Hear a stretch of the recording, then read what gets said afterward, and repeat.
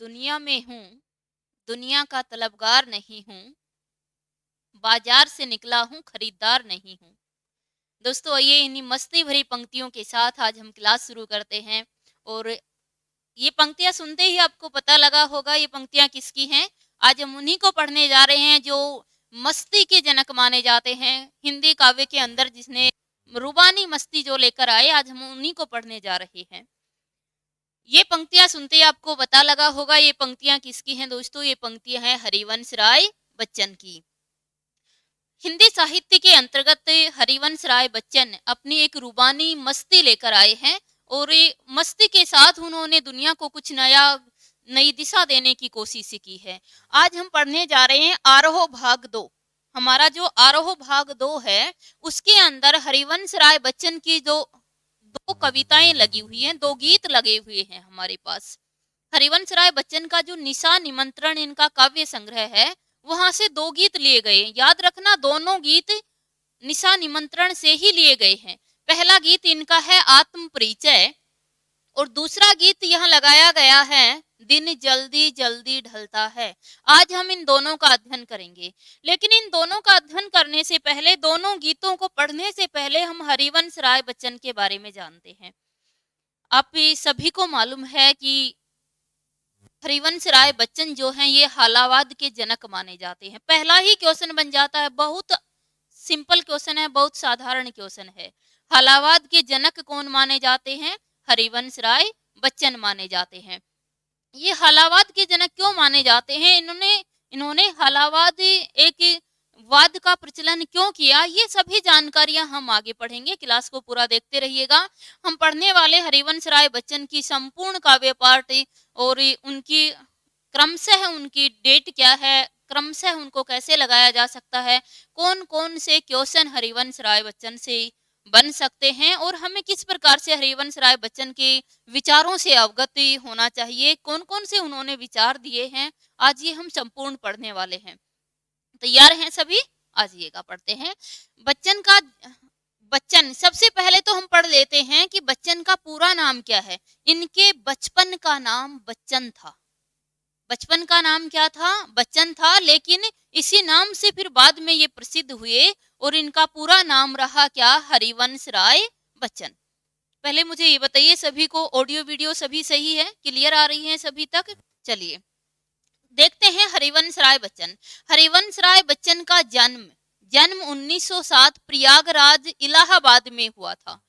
याद रखें, हरिवंश राय बच्चन का जन्म कब हुआ? 1907 में प्रयागराज इलाहाबाद में हुआ था। प्रयागराज इलाहाबाद में हुआ था। और ये कायस्थ, ये कापस्त नहीं है दोस्तों, ये क्या है? कायस्थ। ये कायस्थ परिवार से हैं, इनका जन्म कायस्थ परिवार में हुआ था। ये जानकारी भी हमें याद रखनी है। उसके बाद हम देखते हैं इनकी मृत्यु। 2003 ईस्वी सन 2003 में इनकी मृत्यु हुई। कहाँ? मुंबई में। मुंबई में इनकी मृत्यु हुई। और मृत्यु का कारण क्या था इनका? सांस की बीमारी के कारण इनकी मृत्यु हो गई। कई बार अनेक जो परीक्षाएं होती उनमें यह भी पूछ लिया जाता है कि इनकी मृत्यु का कारण क्या रहा। सांस की बीमारी के कारण इनकी मृत्यु हुई। इनका पूरा नाम हम देख ही रहे हैं, क्या है? हरिवंश राय बच्चन। दोस्तों साथ साथ अपने नोट्स बनाते रहिएगा, क्योंकि ये चीजें बहुत बार अनेक एग्जाम में आपसे पूछी जाती हैं। हरिवंश राय बच्चन के बारे में संपूर्ण जानकारी हम आज यहाँ साझा करने जा रहे हैं। तो देखिए, इनका जन्म 1907 प्रयागराज इलाहाबाद में हुआ था, है ना। ये कायस्थ परिवार से थे। इनकी मृत्यु 2003 में मुंबई में हुई और किसके कारण? सांस की बीमारी के कारण हुई। इनका पूरा नाम क्या था? हरिवंश राय बच्चन था। इनकी पत्नी का नाम क्या था दोस्तों? इनकी पत्नी का नाम श्यामा। ये इनकी पत्नी थी, इनकी प्रेयसी भी थी। इनका नाम क्या था? श्यामा। लेकिन श्यामा की मृत्यु के बाद फिर इन्होंने, श्यामा की मृत्यु के 10 साल बाद फिर इन्होंने क्या किया? तेजा सूरी से विवाह किया। तो इनकी दूसरी जो पत्नी का नाम क्या था? तेजी सूरी। तेजा सूरी मिलता है कहीं कहीं, तेजी सूरी मिलता है। इनकी दूसरी पत्नी, लेकिन इनकी जो प्रेयसी थी और पहली पत्नी थी उसका नाम क्या था? श्यामा। तो यही इंपॉर्टेंट है कि ये जो श्यामा है इसी को लेकर इन्होंने रचनाएं की हैं। तो इन्हीं रचनाओं के आधार, इन्हीं को लेकर इन्हीं की याद में डूबकर इन्होंने रचनाएं की। तो हम देखते हैं इनकी रचनाओं में श्यामा का डायरेक्ट तो कहीं जिक्र नहीं आया, प्रत्यक्ष रूप से तो श्यामा का कहीं जिक्र नहीं आया है, लेकिन फिर भी अप्रत्यक्ष रूप से श्यामा को लेकर इन्होंने अपनी कविताएं लिखी हैं। उसके बाद हम देखते हैं कि हरिवंश राय बच्चन 1942 से 1952 तक ये इलाहाबाद विश्वविद्यालय में, महत्वपूर्ण जानकारी है दोस्तों, 1942 से 1952 तक इलाहाबाद विश्वविद्यालय में प्राध्यापक तथा आकाशवाणी से संबद्ध रहे। से क्या रहे? संबंध नहीं, संबद्ध लगा दो यहाँ पे, संबद्ध रहे, यानी इनसे जुड़े हुए थे। आकाशवाणी से भी में भी इन्होंने काम किया और प्राध्यापक के रूप में भी काम किया। कहाँ पर? इलाहाबाद विश्वविद्यालय में। उसके बाद हम देखते हैं कि इन्होंने अपनी कविताओं में दोनों महायुद्धों के बीच विकल मध्य वर्ग की आवाज को उठाया है। ये क्वेश्चन बनता है, यहाँ से ध्यान दें कि इनकी जो कविताएं हैं उसमें कौन से वर्ग को उठाया गया है। तो दोस्तों इनकी कविताओं में मध्य वर्ग को उठाया गया है। दो विश्व युद्ध के बीच जो विकल मध्य वर्ग था उसकी आवाज को इन्होंने अपनी कविताओं की आवाज बनाया है। तो ये सभी परीक्षा की दृष्टि से ये सभी जो तथ्य हैं ये महत्वपूर्ण हैं। चलिए आगे हम देख लेते हैं।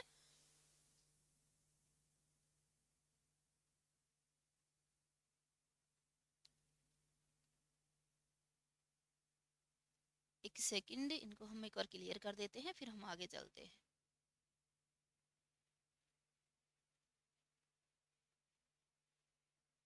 आगे हम जानकारी देखते हैं। देखिए, हमने देख लिया दोनों महायुद्धों के बीच विकल मध्य वर्ग, इनकी आवाज किसकी थी?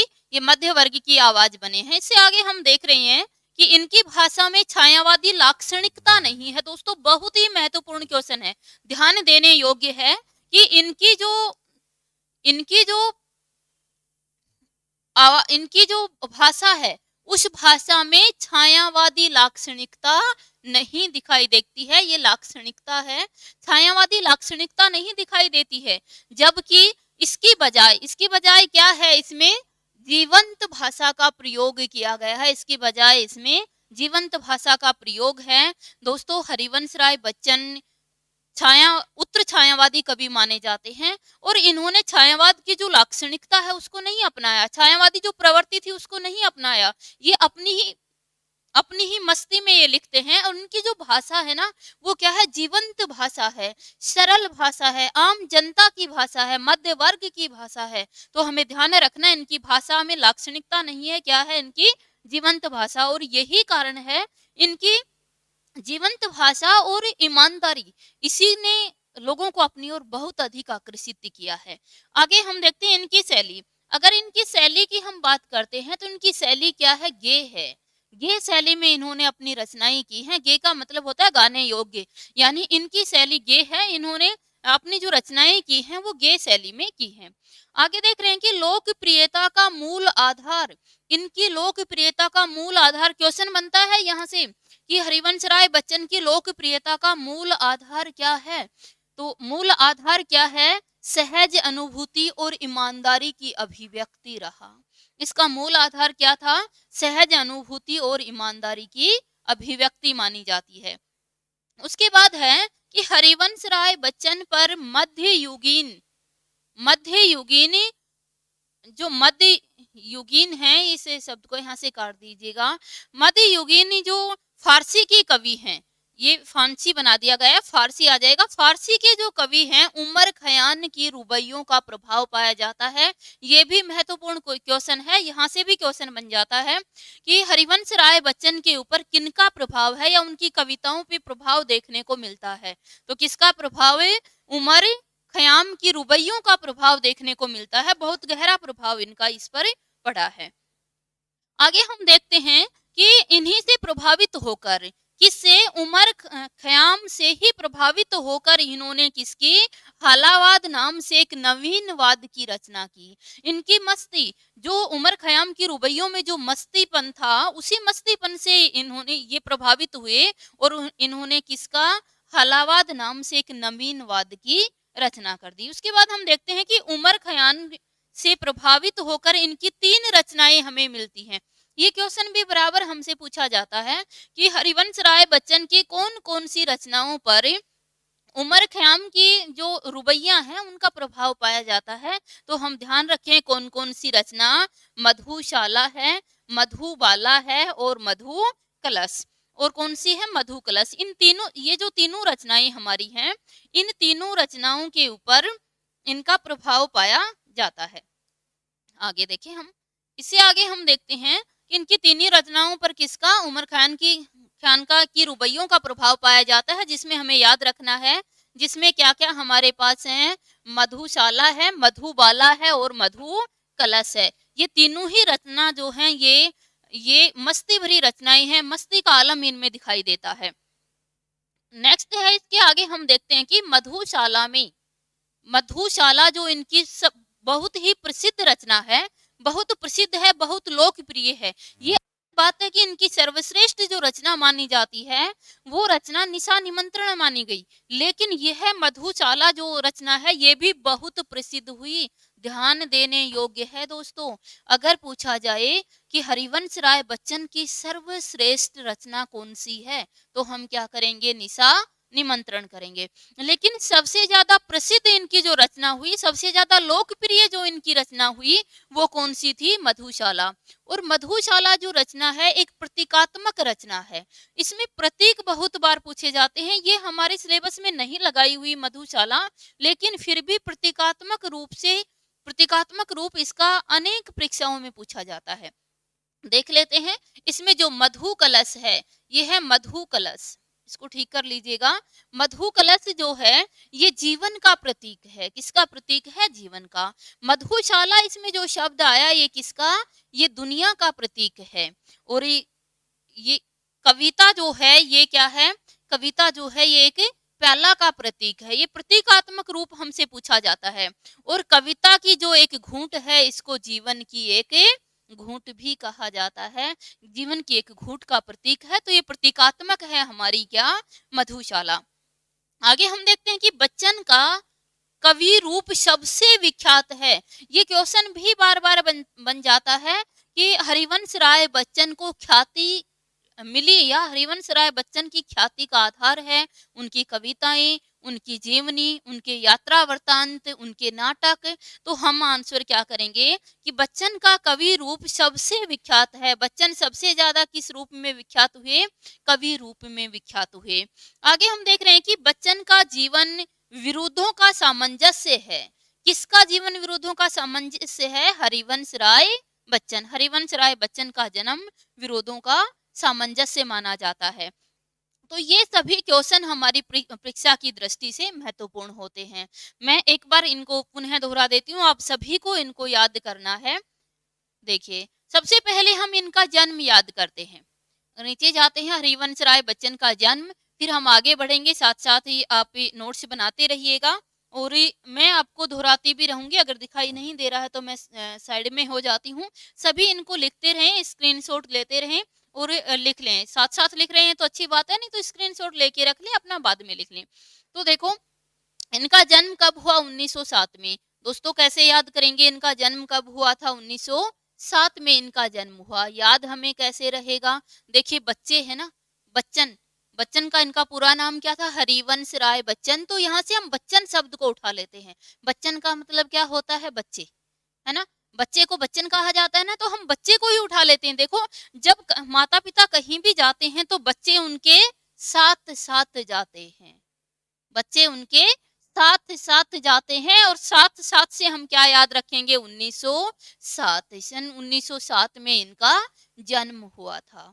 याद हो गया सभी को कि बच्चे साथ साथ जाते हैं। संपूर्ण साहित्य को हम इसी प्रकार से याद करेंगे ताकि ये हमें एक स्थायी याद हमें रह जाए, एक स्थायी रूप से हमें याद रह जाए। बच्चे हमारे साथ साथ जाते हैं जब, लेकिन निधन के बाद जब आते हैं तो कितने बचते हैं, 3 ही। कितने बच्चे गए थे, बच्चे गए थे साथ साथ, लेकिन निधन के बाद कितने बचे, 3 ही बचे थे। तो दोस्तों ये हमारी 3 ही बच्चे बचे। तो ये हमें याद करना है कि इनका जन्म कब हुआ था, 1907 में, और निधन कब हुआ, 2003 में इनका निधन हो गया था। तो दोनों चीजें हमें याद रखनी है। देखो, इनकी प्रेयसी या पहली पत्नी का नाम क्या था? श्यामा। तो इन्होंने निशा निमंत्रण लिखा है ना, तो श्याम के समय पे लिखा है। निशा निमंत्रण किसकी है? बच्चन की। और बच्चन की निशा, निशा का मतलब क्या होता है? श्याम। तो हम याद रखेंगे इनकी प्रेयसी या पहली पत्नी का नाम क्या था? श्यामा था।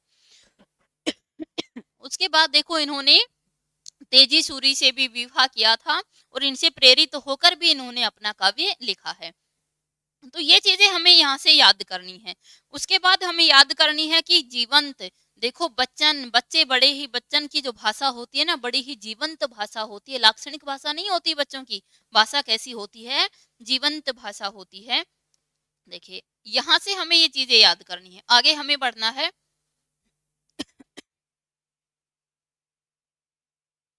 यहाँ तक हमने देख लिया था, मधु कलश है ये, बच्चन का जीवन विरोधों का सामंजस्य है। इनके जो कथन है, हरिवंश राय बच्चन के कथन बहुत पूछे जाते हैं, तो हम इन पे भी ध्यान दें। इनके कथनों की अगर हम बात करते हैं तो देखो, सबसे पहला कथन इनका आता है कि उन्मादों में अवसाद। इनका कथन है उन्मादों में अवसाद, रोदन में राग। ये सब किसके प्रसिद्ध कथन हैं? हरिवंश राय बच्चन के हैं। किसने कहा कि मेरा जीवन उन्मादों में अवसाद है? किसने कहा मेरा जीवन रोदन में राग है? तो ये सभी कथन हैं, ये किसके माने जाते हैं? हरिवंश राय बच्चन के माने जाते हैं। देखिए, आगे हम बढ़ते हैं। इनके और भी कथन हमारे पास आए हुए हैं, उनको हम देखें। ये भी इन्हीं का कथन है। क्या कह रहा है कि शीतल, ये कथन कह रहा हमें कि शीतल वाणी में आग, मैं शीतल वाणी में आग लिए फिरता हूँ। ये भी किसका कथन है? हरिवंश राय बच्चन का कथन है। तो इन कथनों को भी हमें देख लेना है। और इनका प्रसिद्ध कथन है, दीवानगी मेरे जीवन में उतर आई है। दीवानगी किसके जीवन में? मस्ती की दीवानगी किसके जीवन में उतर आई? हरिवंश राय बच्चन के। ये इनका इनका ही ये भी कथन हमें याद रखना, हुनर सड़कों पे तमाशा करता है और किस्मत महलों में राज्य करती है। ये प्रसिद्ध कथन भी किसका? हरिवंश राय बच्चन का ही है। दुनिया में हूँ, दुनिया का तलबगार नहीं हूँ, बाजार से गुजरा हूँ, बाजार से गुजरा हूँ, खरीदार नहीं हूँ। ये भी किसके कथन हैं? आपने प्रारंभ में ही सुना, किसके? हरिवंश राय बच्चन के हैं। ये भी इनकी प्रसिद्ध एक कविता है, पूर्व चलने के बटोही बाट की पहचान कर ले, पूर्व चलने के बटोही बाट की पहचान कर ले। हरिवंश राय बच्चन के काव्य को यदि हम देखते हैं तो बहुत ही सहज सरल भाषा में है, लेकिन कैसा काव्य है? प्रतीकात्मक काव्य है। प्रतीकों के माध्यम से इन्होंने बिंबों का सहारा लेकर हमें एक उद्देश्य की ओर अग्रसर किया है। प्रत्येक व्यक्ति को उसके उद्देश्य की ओर आगे बढ़ने के लिए इन्होंने प्रेरित किया। आगे देखते हैं ये हरिवंश राय बच्चन के। आगे हम अगर देखते हैं तो देखो, आगे इनकी पंक्तियां और भी हैं। ये सभी पंक्तियां आपसे पूछी जाती हैं किसकी हैं। तो आगे इनकी पंक्तियां दी गई हैं। देखो, पूर्व चलने के बटोही बाट की पहचान कर ले, बैठ जाता हूँ मिट्टी पर। बहुत प्रसिद्ध पंक्ति है दोस्तों, बार बार पूछी जाती है। बैठ जाता हूँ मिट्टी पर अक्सर, क्योंकि मुझे मेरी औकात अच्छी लगती है। किसकी पंक्तियां? हरिवंश राय बच्चन की पंक्तियां हैं। बैठ जाता हूँ मिट्टी पर क्योंकि मुझे मेरी औकात अच्छी लगती है। नेक्स्ट इन्होंने कहा, ये इनका प्रसिद्ध कथन है कि प्रगतिवादी कवियों ने दस्तावेजों की कविताएं काफी मात्रा में लिखी हैं। पूछा जाता है बार बार परीक्षाओं में कि प्रगतिवाद के बारे में हरिवंश राय बच्चन का कथन है, या ये प्रगतिवाद के बारे में यह प्रसिद्ध कथन किसका है? कि प्रगतिवादी कवियों ने दस्तावेजी कविताएं काफी मात्रा में लिखी हैं। किसने कहा? हरिवंश राय बच्चन ने। 1935 में रुबाइयों का अनुवाद, 1935 में जो उमर खयाम की रुबैया हैं उनका अनुवाद इन्होंने किस नाम से किया था? ख्याम की मधुशाला, जो बाद में किस नाम से प्रसिद्ध हुआ? मधुशाला के नाम से प्रसिद्ध हुआ। निशा निमंत्रण इनकी जो रचना है, इनकी पत्नी की मृत्यु के बाद लिखा गया था। निशा निमंत्रण जो है यह इनकी पत्नी की मृत्यु के बाद लिखा गया था। यानी निशा निमंत्रण जो रचना है एक वियोगात्मक जो श्रृंगार की रचना है। ये इनकी पत्नी, पहली पत्नी जो इनकी श्यामा थी, श्यामा की मृत्यु के बाद इन्होंने लिखा था। तो ये भी महत्वपूर्ण जानकारी है। उसके उसके बाद है बच्चन का सर्वश्रेष्ठ काव्य है कौन सा, निशा निमंत्रण, याद रखिएगा। बच्चन का सर्वश्रेष्ठ जो काव्य माना जाता है वो क्या है, निशा निमंत्रण है। और यह एक क्या है, विषाद गीत है दोस्तों, विवाद नहीं, इसको कर लीजिएगा, ये एक विषाद गीत है। इसी गीत के अंदर पंक्तियां हैं जो बार बार बार बार हमसे निशा निमंत्रण के अंदर ही एक विषाद भरा ये जो गीत है, इसमें पंक्ति है कि मुझे मिलने को कौन विकल, मुझे मिलने को कौन विकल, मैं हूँ किसके हित चंचल। ये प्रसिद्ध पंक्तियां हैं, ये भी कहाँ से ली गई हैं, ये भी आपकी निशा निमंत्रण से ही ली गई है। तो इस प्रकार की ये महत्वपूर्ण जानकारियां हैं, देख लीजिएगा। पुनः स्क्रीनशॉट लेते, स्क्रीनशॉट ले लीजिएगा, नहीं इनको याद करना चाहते हैं तो इस रूप में इनको आप याद हो ही जाएंगी, 2 बार देखेंगे तो याद हो जाएंगी, नोट्स के रूप में भी आप साथ साथ इन्हें बनाते रहें।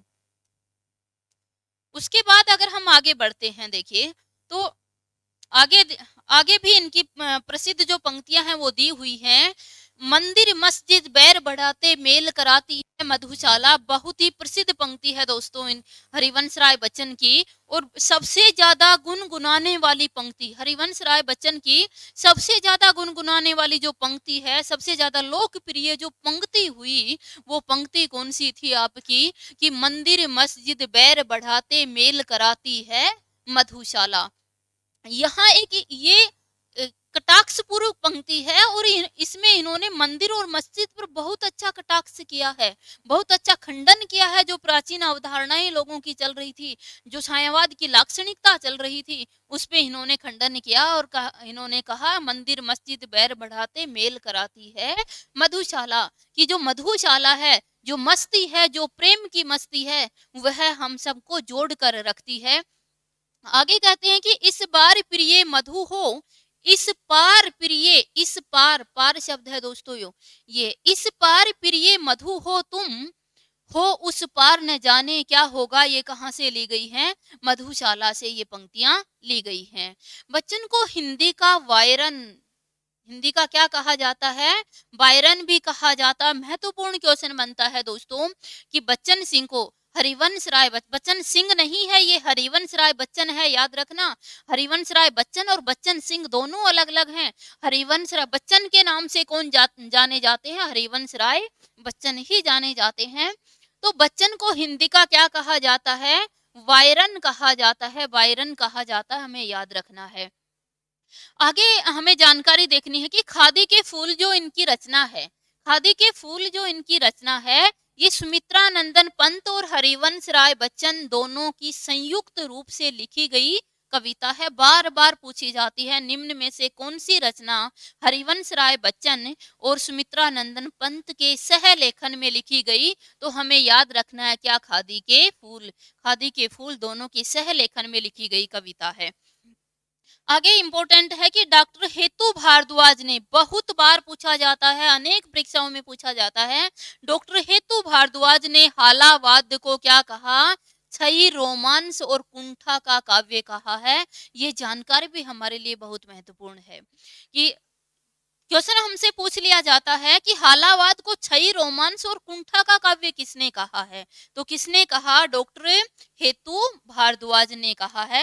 या पूछा जाता है कि डॉक्टर हेतु भारद्वाज ने हालावाद को क्या कहा है, तो क्या कहा इन्होंने, छई, रोमांस कहा या कुंठा का काव्य कहा है, किसने, डॉक्टर हेतु भारद्वाज ने। तो ये जो जानकारियां थी, ये हमारे महत्वपूर्ण तथ्य जो थे हरिवंश राय बच्चन से लिए गए हैं, ये हम सभी को ये याद भी होने चाहिए। आगे हम देखते हैं, इससे आगे अगर हम बढ़ते हैं तो देखो और भी महत्वपूर्ण जानकारियां हमारी हरिवंश राय बच्चन के बारे में है, तो हम देख लेते हैं।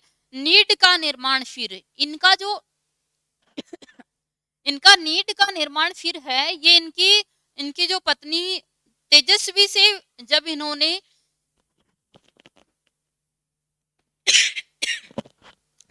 विवाह किया तेजस्वी से, तब इनके विवाह के परिणाम स्वरूप इन्होंने क्या लिखा था दोस्तों, नीड का निर्माण फिर लिखा था। बार बार पूछ लिया जाता है कि जब इनकी पत्नी श्यामा का देहांत हो गया था, तो उसके बाद इन्होंने जो तेज सूरी है उनसे विवाह किया था, और इनके विवाह के बाद ही इन्होंने क्या लिखा था, नीड का निर्माण फिर लिखा था। इनकी रचनाएं देखो, ये महत्वपूर्ण जानकारी है इनके बारे में कि दो चट्टानें जो 1965 में प्रकाशित हुई थी, इनकी रचना ध्यान दें। दो चट्टानें जो रचना है इनकी 1965 में प्रकाशित हुई थी, 1968 ईस्वी में इसको साहित्य अकादमी से नवाजा गया। साहित्य अकादमी पुरस्कार इस रचना के लिए इन्हें दिया गया था। आगे हम देखते हैं कि हरिवंश राय बच्चन की जो रचनाएं हैं, संपूर्ण जो इनका काव्य है, जो रचनाएं हैं, ये बच्चन ग्रंथावली के नाम से 10 भागों में प्रकाशित हुआ। कितने भागों में? 10 भागों में प्रकाशित हुआ। तो ये भी हमें याद रखना है।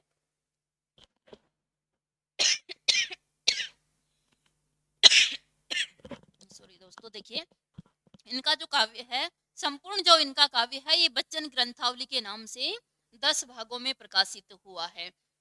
आगे हम देख लेते हैं इनकी कौन कौन सी रचनाएं हैं, और क्रमशः इनकी रचनाएं हमसे बहुत बार पूछी जाती हैं कि इनकी कौन कौन सी रचनाएं हैं। देखिए दोस्तों, ये इनकी रचनाएं हैं जिनको हमें याद करना है, क्रमशः जिनको हमें याद करना है।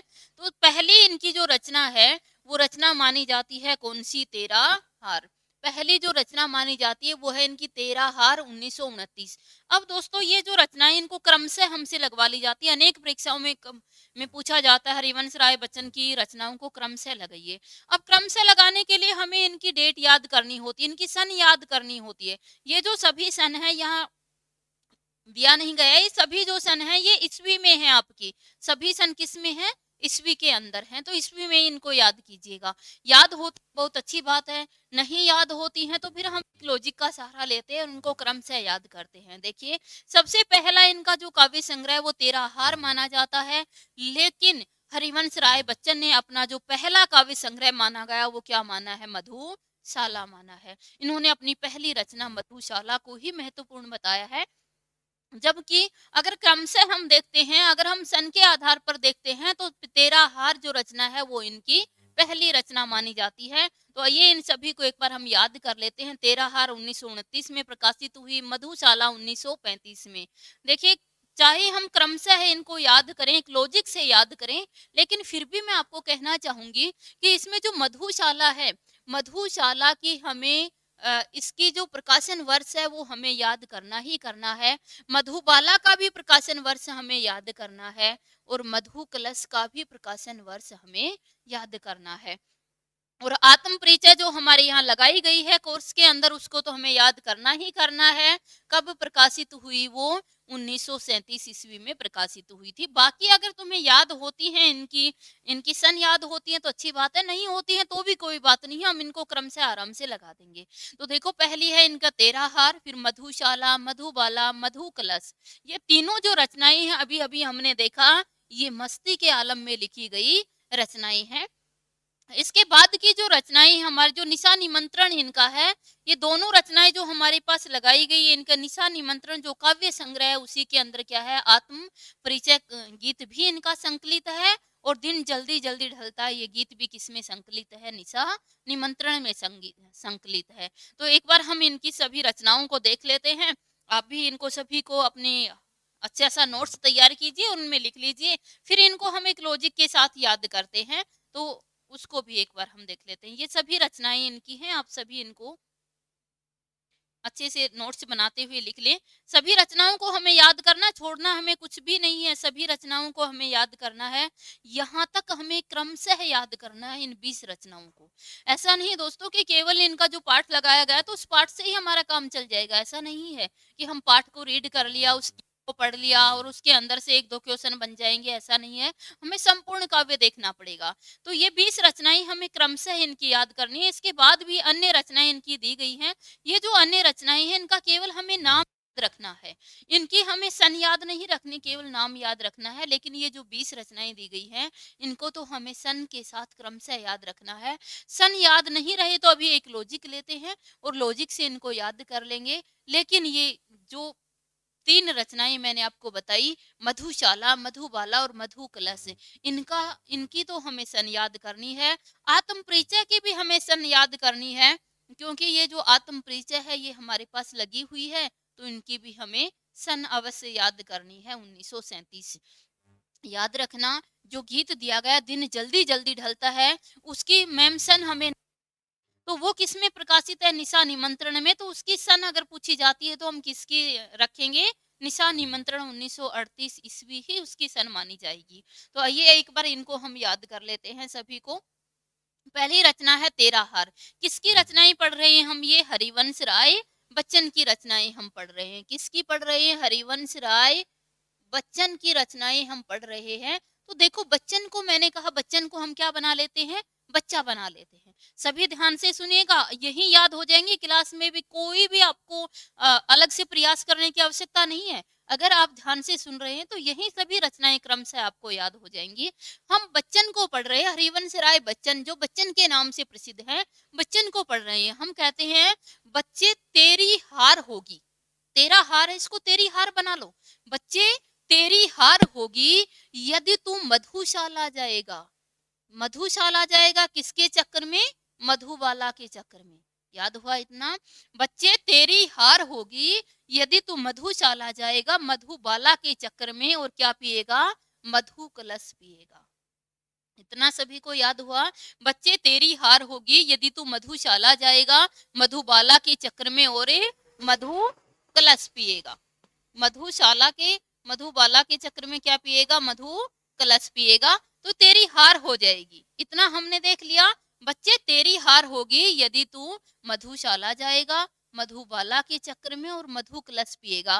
तो तू आत्म परिचय भी भूल जाएगा, अपना परिचय भी। मधु, मधु का अर्थ क्या यहाँ शराब से लिया गया है, तो शराब पीकर तू अपना परिचय भी भूल जाएगा।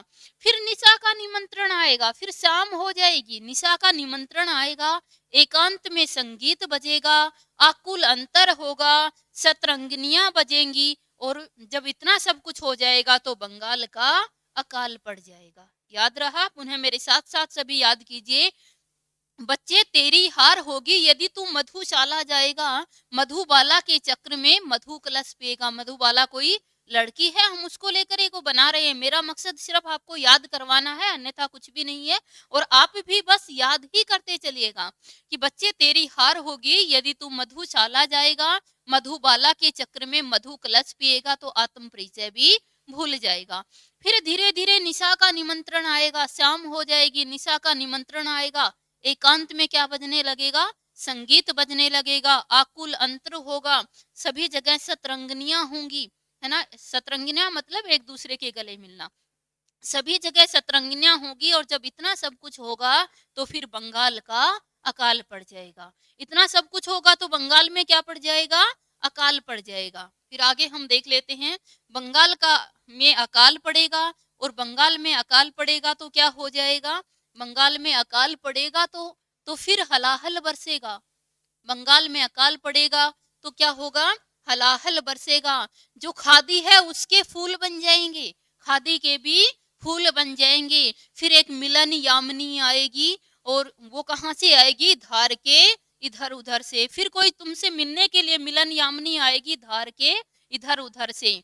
लेकिन देखते ही देखते आरती में अंगारे बरसने लगेंगे, बुद्ध बेचारे नाच घर में होंगे, त्रिभंगिमा जो है वो भी नष्ट हो जाएगी।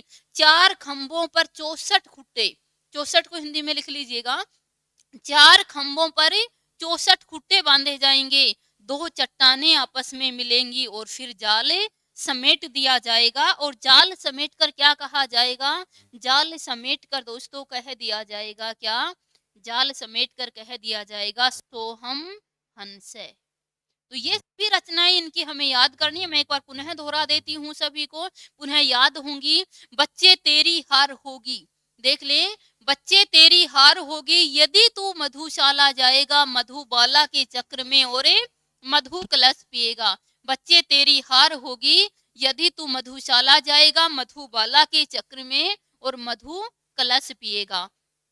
तो इतना करने के बाद तो अपना आत्म परिचय भी भूल जाएगा, और तभी निशा का निमंत्रण आएगा, एकांत में संगीत बजेगा, सब आकुल अंतर हो जाएंगे, सतरंगनियां होंगी, और इतना होगा तो फिर बंगाल में अकाल पड़ जाएगा। फिर हलाहल बरसेगा, खादी के फूल बन जाएंगे। फिर कोई मिलन यामिनी आएगी धार के इधर उधर से, और इतना सब होते होते आरती में अंगारे बरसने लगेंगे, बुद्ध बेचारे नाच घर में होंगे, त्रिभंगिमाएं नष्ट हो जाएंगी, 4 खंभों पर 64 खुट्टे बांधे जाएंगे, 2 चट्टानें होंगी और जाले समेट दिया जाएगा, और फिर कहेंगे सोहम हंस है, और फिर तुम्हारा जो फिर अपने आप की समझ आएगी तुम्हें, और तुम क्या कहने लगोगे, सोहम हंसे कहने लगोगे। तो ये इनकी रचनाएं थी दोस्तों, सभी को याद हुई, नहीं याद हुई है तो एक बार 2 बार रोक कर क्लास को बार बार सुनिए, याद रह जाएंगे। यही एक माध्यम है इनको क्रमशः याद रखने के लिए, लंबे समय तक हमें याद रखने के लिए।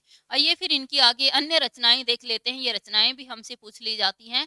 अन्य रचनाओं के अंदर हमारे पास आ रहा है, देखो कि प्रणय प्रणय पत्रिका 1955, इसकी सन हमें याद नहीं करनी है, इसका प्रकाशन वर्ष याद नहीं करना, केवल याद करनी है रचना कि ये जो प्रणय पत्रिका है ये किसके, हरिवंश राय बच्चन की है। बहुत दिन बीते, कटती प्रतिमाओं की आवाज, नई से नई, पुरानी से पुरानी, हेमलेट, हेमलेट भी इसकी इनकी प्रसिद्ध कविता है, इनको भी याद रखिएगा। ये सभी, ये हेमलेट जो है एक अनुवादित है,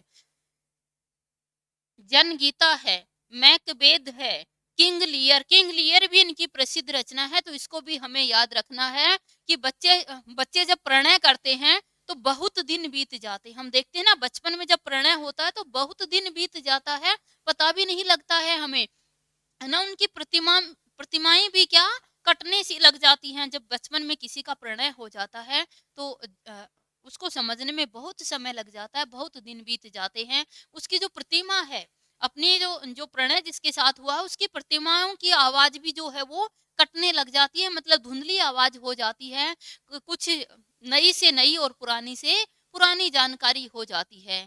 इतना कह के हम हेमलेट है, इसको हेमलेट बना लो। और जब हम जिस प्रकार से हम हेमलेट ओढ़ लेते हैं तब हमारे सभी बाहर का जो शोरगुल है वो समाप्त हो जाता है। तो कहते हैं हेमलेट की तरह ये पुरानी से पुरानी हो जाती हैं। लेकिन जब जनगीत गाता है, जब मेकबेद होता है तो हमें किंग लेयर याद आता है, हमें याद आता है कि हमारा क्या हुआ था, कभी प्रणय हुआ था। तो बच्चे का प्रणय करेंगे तो ये सभी घटनाएं हमारे समक्ष हो जाएंगी। याद रखना कि जब बच्चे का प्रणय पत्रिका होती है, प्रणय होता है तो बहुत दिन बीत जाते हैं, उनकी प्रतिमाओं की आवाज भी कटने लग जाती है।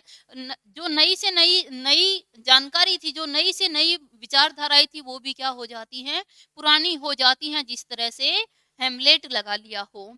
और फिर लेकिन जब जनगीत गाते हैं तब हमें मेकबेद को आप बोध बना लो, तब हमें बोध हो आता है और हम अपने आप को किंग लियर समझने लगते हैं। तो ये सभी बच्चों की कहानियां हैं, ये इनकी रचनाएं थी जो हमें याद करनी है। इसके अलावा और भी जानकारी हमें हरिवंश राय बच्चन के बारे में देखनी है, तो देखिए और भी जानकारी हम देख लेते हैं। उसके बाद आती है इनके निबंध। दोस्तों ये इनके निबंध हैं। निबंध क्या है, नए पुराने झरोखे, बहुत बार परीक्षाओं में पूछा गया, नए पुराने झरोखे किस प्रकार की विधा है, तो हमें याद रखनी है ये किस प्रकार की विधा है, ये निबंध विधा है। और किसकी है, हरिवंश राय बच्चन की।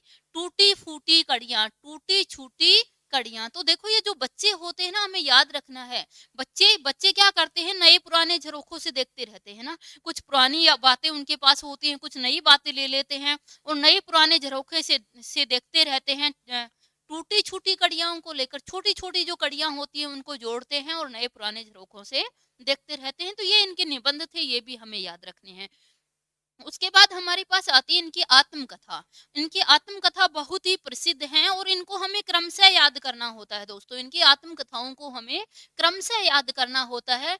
हरिवंश राय बच्चन की जो आत्मकथा है वो 4 भागों में प्रकाशित हुई थी। पहला भाग का नाम क्या था, क्या भूलूं क्या याद करूं, कब, 1969 ईस्वी में।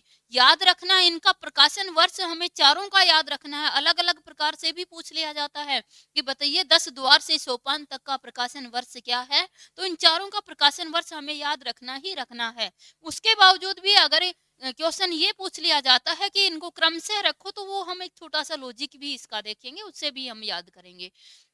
पहली आत्मकथा इनकी प्रकाशित हुई क्या भूलूं क्या याद करूं, दूसरी हुई नीड का निर्माण, फिर तीसरी हुई बसेरे से दूर, और चौथी जो थी वो क्या थी, 10 द्वार से सोपान तक। तो याद करिए दोस्तों, जब बच्चा मधु कलश पी लेगा, जब बच्चा शराब भी पी लेगा, हमने अभी एक लॉजिक देख कर आए थे कि बच्चे तेरी हार होगी यदि तू मधुशाला जाएगा मधुबाला के चक्कर में और क्या पिएगा, मधु कलश पिएगा। तो उसी को हम यहाँ जोड़ लेते हैं कि वो जब बच्चा मधु कलश पी लेता है तो तो फिर वो कहता है, उसको शराब का नशा चढ़ जाता है, एक मस्ती चढ़ जाती है, तो वो क्या कहने लगता है, क्या भूलूं क्या याद करूं।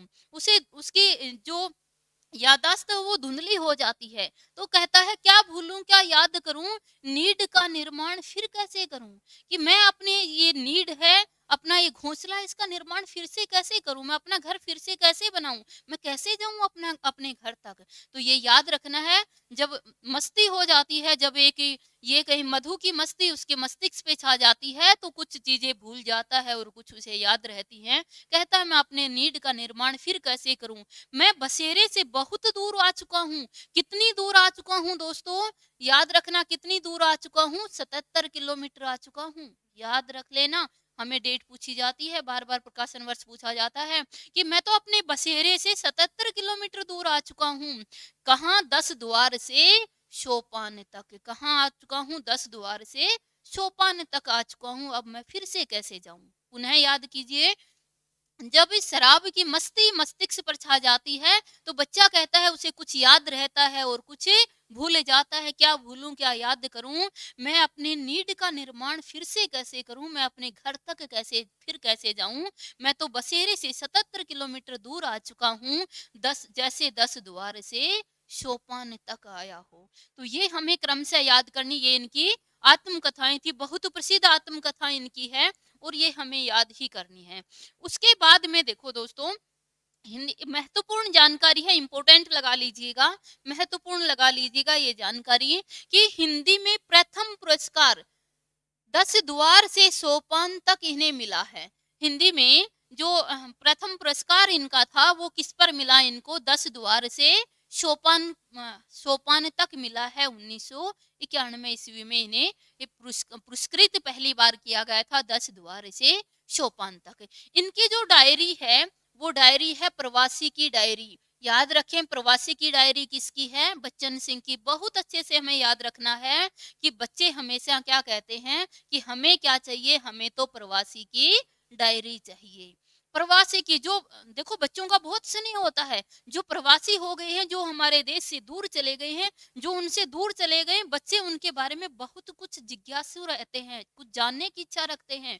तो हमें याद रखनी है, प्रवासी की डायरी किसकी है दोस्तों, बच्चन सिंह की। बच्चे जो प्रवासी हो चुके उनकी डायरी से बहुत लगाव रखते हैं। इनका एक पत्र साहित्य भी हमारे पास है, और पत्र साहित्य जो इनका है वो है पंत के 200 पत्र बच्चन के नाम। पंत के 200 पत्र किसके, बच्चन के नाम, ये इनका एक पत्र साहित्य है। तो ये संपूर्ण जानकारी थी दोस्तों हमारी किसके बारे में, हरिवंश राय बच्चन के बारे में। आशा रखती हूँ सभी को अच्छा लगा होगा। ये याद भी सभी को करना, अपना नोट्स बनाइए, अच्छे से इनको याद कीजिए। इन कविताओं का हम पाठ करें उससे पहले, इनकी कविताओं का अगर हम पाठ करें उससे पहले दोस्तों हमें इनको याद करना ही है। कविताओं का पाठ करने से पहले ये जो संपूर्ण जानकारियां थी ये जानकारी हमें याद करनी है। इसके बाद हम आते हैं, इनकी जो कविता है, क्लियर दिखाई दे रही है सभी को, इन जो हमारे यहाँ कोर्स में लगाई गई है, इनका आत्म परिचय। आत्म परिचय जो इनकी कविता है, तो इस कविता को के बारे में हम पढ़ेंगे। तो यही मैं एक बार रोक देती हूँ, अगली क्लास में आपको इनका की संपूर्ण आत्म परिचय के बारे में संपूर्ण जानकारी, उनकी दूसरी जो रचना है उसके बारे में भी संपूर्ण जानकारी दी जाएगी।